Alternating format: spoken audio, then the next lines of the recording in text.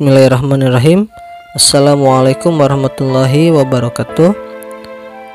Apa kabar semuanya? Semoga kalian senantiasa ada dalam kesehatan dan dalam lindungan Allah Subhanahu wa taala. Amin ya rabbal alamin.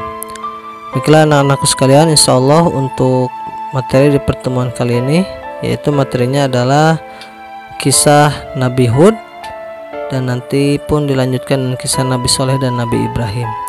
Baiklah anak-anak sekalian, sebelum kita lanjut ke materi, alangkah baiknya kita berdoa terlebih dahulu. Bismillahirrahmanirrahim. Raditu billahi robba wa bil islami dina wa bi muhammadin nabiyya wa rasula. Rabbi zidni ilman warzuqni fahman. Alhamdulillahi rabbil alamin. Alhamdulillahirrahmanirrahim. Baiklah anak-anak sekalian, langsung saja kita akan membahas yang pertama, yaitu kisah Nabi Hud alaihi salam. Nah, Nabi Hud alaihi salam adalah putra dari Salih bin Arfahasayaz. Nah ya, Nabi Hud ini masih keturunan juga dengan Nabi Nuh alaihi salam. Nah, Allah Subhanahu wa taala mengutus Nabi Hud alaihi salam untuk berdakwah di kaumnya sendiri, yaitu kaum Ad. Kaum Ad diberi keahlian membuat bangunan yang tinggi. Belum ada bangunan seperti itu di negeri lain. Namun kaum Ad ini tidak mau menyembah Allah, ya. Mereka malah menyembah berhala ataupun patung, ya. Nah, berhala ini yang mereka sembah, ya, patung yang dia buat sendiri dan disembah sendiri. Nah ya, maka diutuslah Nabi Hud alaihissalam oleh Allah Subhanahu wa taala. Mengapa? Karena Nabi Hud memiliki tugas dari Allah agar kaum Ad, ya, mau menyembah Allah. Nah, namun ternyata kaum Ad tidak mau mengikuti ajakan Nabi Hud. Bahkan mereka tidak mempercayai bahwa Nabi Hud alaihissalam adalah utusan Allah. Nah, Nabi Hud alaihissalam tidak putus asa dan tetap terus melanjutkan dakwahnya sampai akhirnya Allah Subhanahu wa taala menghukum kaum Ad, ya, dikarenakan mereka itu selain daripada menyembah berhala dan tidak mau menyembah Allah, dan mereka pun berlaku sombong, ya. Akhirnya Allah mengirimkan angin yang sangat kencang selama berhari-hari sehingga kaum Ad hancur dan binasa. Nauzubillahi min dzalik.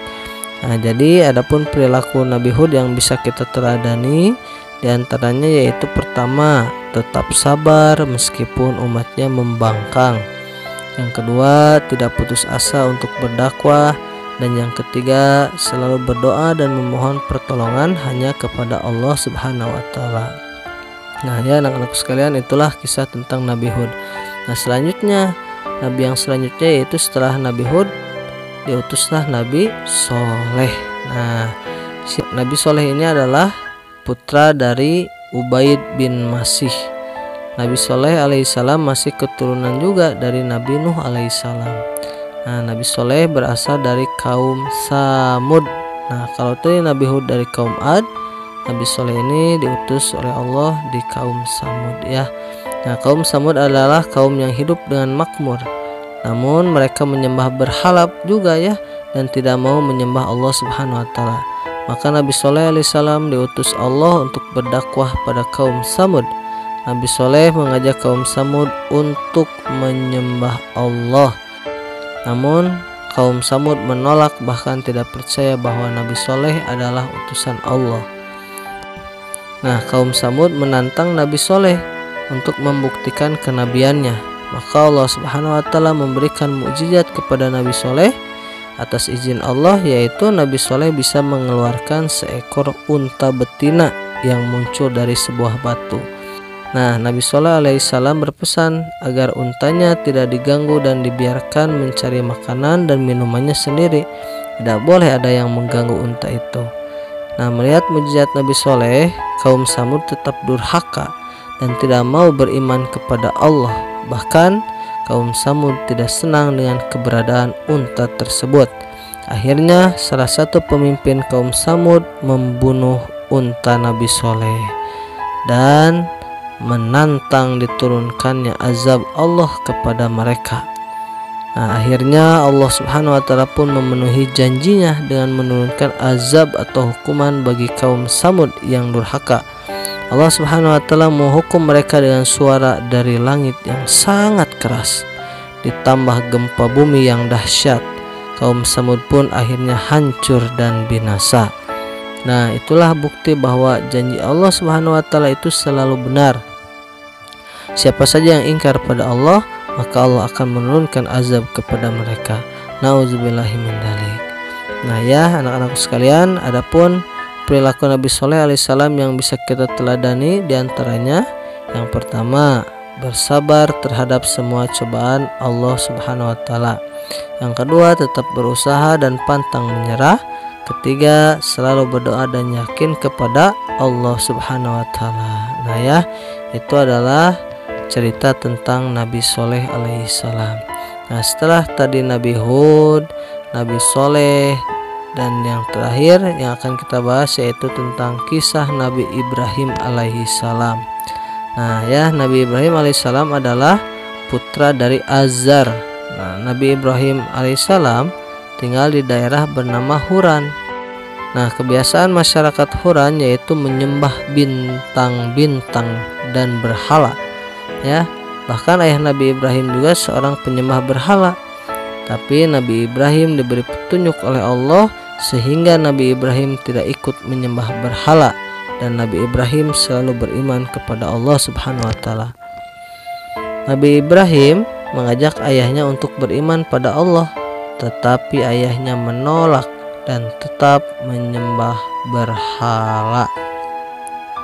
Nah, masyarakat lain pun tidak mau beriman kepada Allah ya, dan mereka tidak mempercayai bahwasanya Nabi Ibrahim adalah seorang nabi.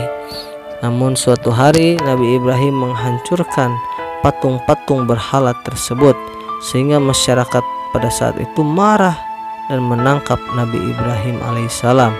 Mereka beramai-ramai mengikat dan membakar Nabi Ibrahim, tapi Allah memberikan mukjizatnya ya. Allah menjadikan api tersebut terasa dingin dan tidak dapat membakar Nabi Ibrahim. Nah, subhanallah ya, itulah kekuasaan dari Allah Subhanahu wa taala untuk menyelamatkan Nabi Ibrahim dari kejahatan orang-orang kafir. Nah ya anak-anak sekalian, maka Nabi Ibrahim pun disebut bapaknya para nabi. Nabi Ibrahim mendapatkan gelar Abu Anbiya ya, yang artinya bapak para nabi. Mengapa demikian? Karena keturunan Nabi Ibrahim banyak yang diangkat menjadi nabi. Nah, Nabi Ibrahim memiliki dua orang putra ya, yang juga diangkat sebagai nabi dan rasul, yaitu Nabi Ismail dan Nabi Ishak.